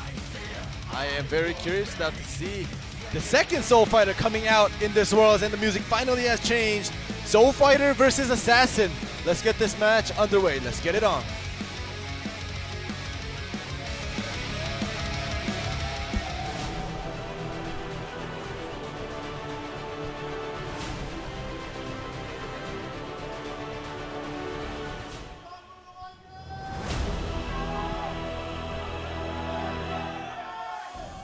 There we go. And I made a mistake again. Sorry about that. No Assassin, I meant Blade Dancer. I must be tired. It is an assassination. Yeah. Blade Dancer is what Yeah, Shan Jaifu yeah. plays.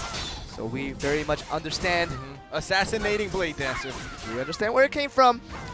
But And he is assassinated once again. there you go. To make it proof, Yeah. make the word count here. But what do we expect? When do we expect Daeyoung Choi would pull out the Soul Fighter? Yeah, In the World second 2017? The second win actually does land on Jaifu Chen, but Daeyoung Choi is unable to capitalize on that. Daeyoung Choi looks confused. I mean, I don't know if it's just me, but he's just trying to figure out the class before he makes Yeah. a move. Moves around a little bit. I'll see what this skill does. Oh, that makes the ice falls down from the Yeah, sky. he's like, oh, I remember this Burning Thunder skill from last year. Just never practiced for an entire year, now bringing it out for World 2017 because it doesn't matter, as we mentioned. Yeah, but you know, we never know. He might have missed the Soul Fighter, and seeing his opponent bring out the Soul Fighter, maybe he wanted to, get the feels of the Soul Fighter once again. I reckon he just wants to have fun, and Daeyoung Choi, we'll see what he does, because like I said, ending this match does not affect the actual results in terms of number lines. That is the truth. So, if Daeyoung Choi, if thinking that in his head, I mean, we've seen him done this before. We saw Daeyoung Choi on that Game 5 situation where it doesn't matter. We've seen him go with crazy picks before. Soul Fighter on World 2017. Probably one of those surprise picks that we didn't expect. Second win again.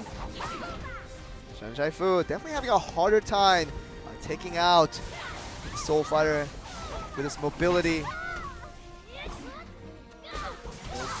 Jaifu Chen is having a brawl now that he knows the Soul Fighter doesn't have any escapes left. Getting to the first aerial onto the second aerial, I would presume. This is basically over. Can't get him to another stun though. It does pull him in once again. Knocked down. It gets his own source of knockdown. Okay. Wow! Jaifu taking a lot of damage. Dragon Fury. Daeyoung Choi. He's not joking around, guys. Back roll chase happened. Phantom grip though. 5 seconds for that lightning draw for Jaifu Chen. He might want to put him into the aerial just once. Okay, now he's gonna go for the lightning draw. Okay. Surprising strike into the lightning flash. Will be good enough to finish him off, and no jokes for me, guys. As Shan Jaifu says, towards Daeyoung Choi, bring out the niche pick over the Soul Fighter with Daeyoung Choi. Didn't turn to success this time around. Gonna go to Game 6. Still in this exact same situation where GC Busan Blue wins one more game, they will take out the series. So it's up to Sky to win every single tag match with the 2 remaining to get the win here. Yep, so 5-1.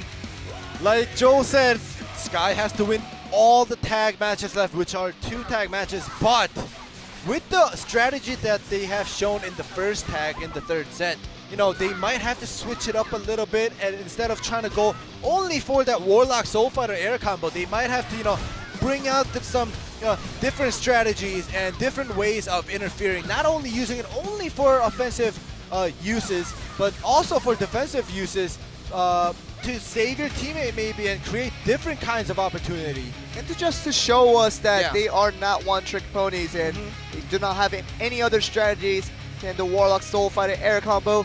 We would like to see a little more variety from Sky, and that will be the only way to do it because GC Busan Blue has them figured out in that specific combo. So encountering that damage, they already know what to do. So Sky probably have some other tricks up on their sleeves. Yep. Trying to bring out a winning formula against GC Busan Blue. They really have to, at least for the next 2 tag games to come. Yeah, and if they do lose, they will just be going straight down to the losers bracket, and GC Busan Blue will, secure a spot in the semifinals if they win this tag. There you go. We see the composition here. It is going to be no different for Sky. Keep with that Soul Fighter, Warlock, and Blade Master combo. And stick with the same combination for GC Blue as well. The Assassin Warlock Destroyer now a familiarity for this side. It'll be exciting to really see whether Sky will bring out a new type of formula. Hopefully get them a win that they really desperately need to stay in this one. Yep, and you know, China Team Sky is going to give it their all because they do not want to be going to the losers bracket right when they started playing today, the first day. That's true. I mean, being down on the first day of your participation in the World Championship might feel pretty bad. Yeah. GC Red already made it to semifinals as the first seed to get in there, but we're going to see whether Sky can keep their hopes up and have their say in the semifinals. We're going to find out in this Game 6. Stay on.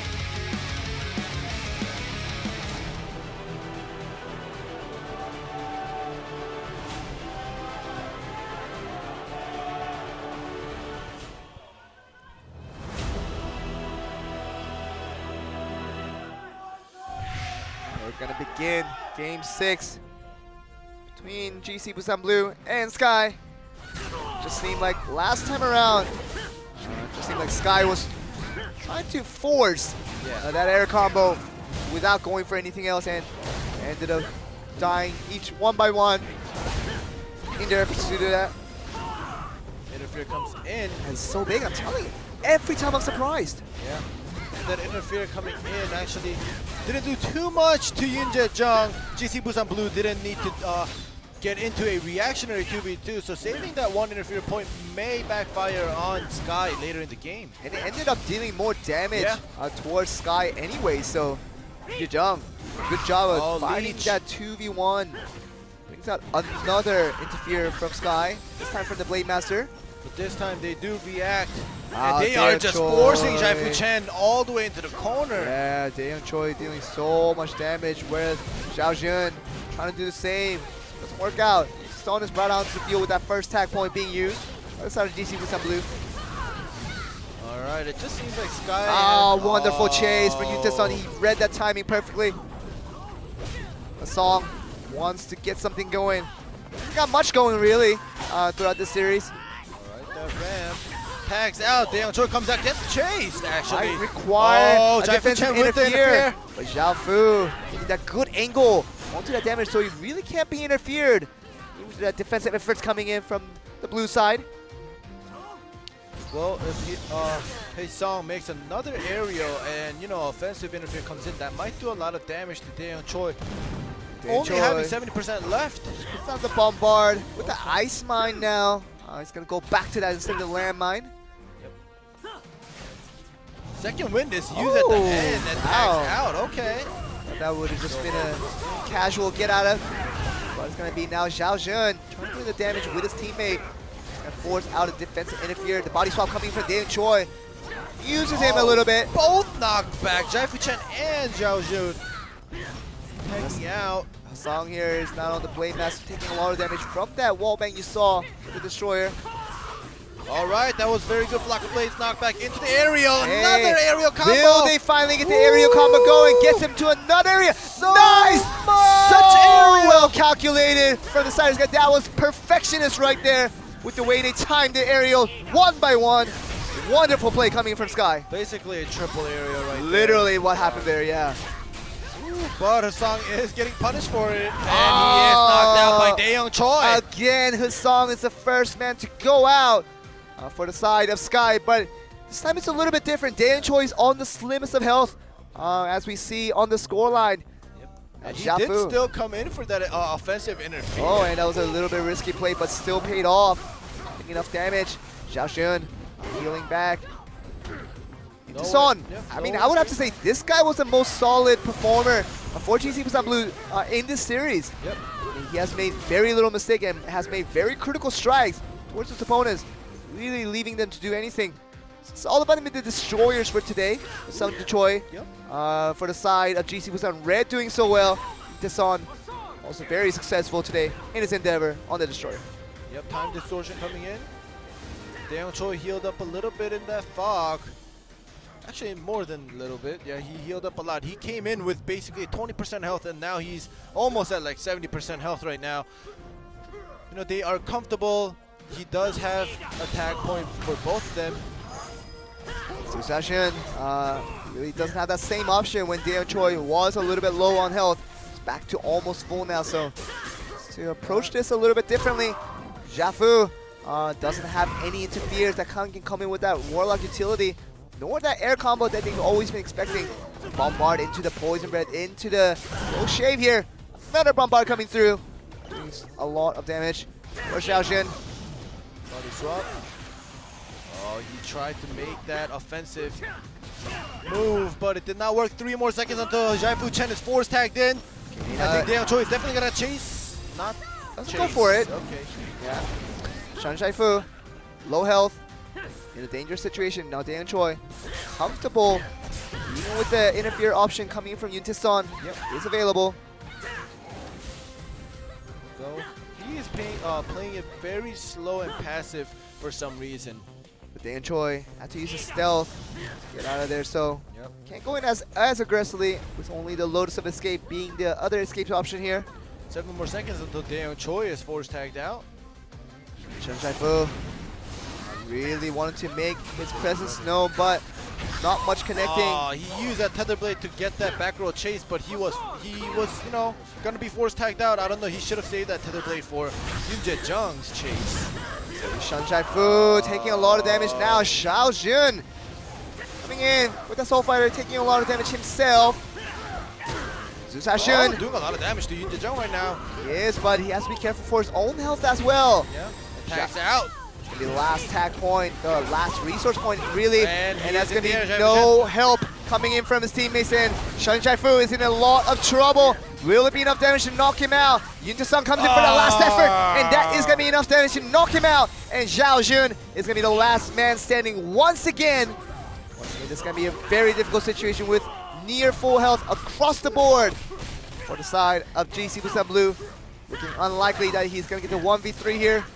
Yeah, and if Sky does lose here, they will be going up against Pengan D in the 3rd part of today's Blade and Soul quarterfinals. Just a reminder, guys, this is the last match that we'll be playing. So we take a break. And There secures our break, and really does. did you just say secures our break? It does secure a break because they just finished the game off. GC Busan Blue giving us a very clean victory in the quickest of factions, and really all about Sky. We try to go for that greedy, a risky thing that worked out in the previous series with the aerial combo, with the Soul Fighter and the Warlock.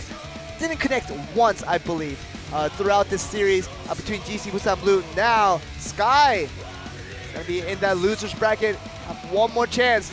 Yeah. Now they're in this position where they might only play 1 day of Blade and Soul and be eliminated if they lose out the next match. Yeah, against Pengan D, but I want to be a little honest here, and Jaifu Chen has been performing very well in singles and tag. It's just I just feel that his teammates' skill level is still unmatched to be playing with Jaifu Chen, to support him to the Right. fullest, to get his full potential out there in this tag match, because in singles, yeah, Jaifu Chen is 3-0 right now. He is undefeated in singles, regardless of playing one of the best assassins like Dae Choi or anybody who's coming in his way. Jaifu Chen has defeated everybody in 1v1s, but during tag, it just seems like his 2 teammates cannot support him to the fullest. And I just feel bad for Jaifu Chen, because I know they are in the same team, and he is giving the orders to telling his teammates to come in or help out, or not come in for the offensive or the defensive.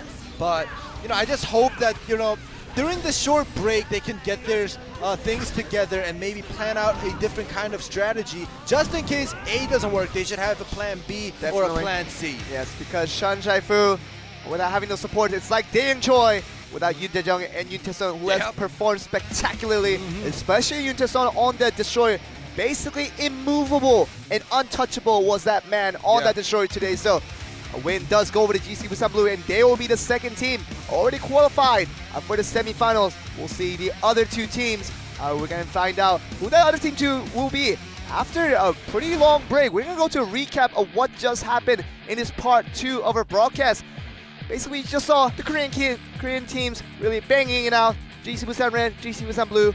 They just won this winners match to get to the semifinals as the first team to qualify. Yeah, so now we have GC Busan Red and GC Busan Blue securing the 2 spots for the semifinals. And now for Group A, we have Pengandi versus IDEPS. And we have Sky, who has just lost to GC Busan Blue, will be going up against Russia's RMB Gaming. And now we have the next games at 1900 KST, and the 2 teams that lose these matches will be eliminated. I know it's kind of weird that we're having a break after a pretty short series Yeah. of Blade and Soul, but we're gonna have another extended break. It's currently 16:45 around in Korea, so it's gonna be going over to 1900 Korean Standard Time, which will indicate about, if I'm doing my math correctly, 2 hours 2 and hours 15 and 15 minutes. Yep. Thank you for your mathematics skills right there. That's why you're my analyst, and we're gonna be back after that break. So. You know, take another break, guys, but just remember to return back to us so you can catch who the last 2 teams going to the semifinals along with GC Busan Blue and GC Busan Red will be. We're going to take the extended break, so we'll be right back right after this. So take your break. We'll take our break also, and we'll be right back after that break for part 3. See you then.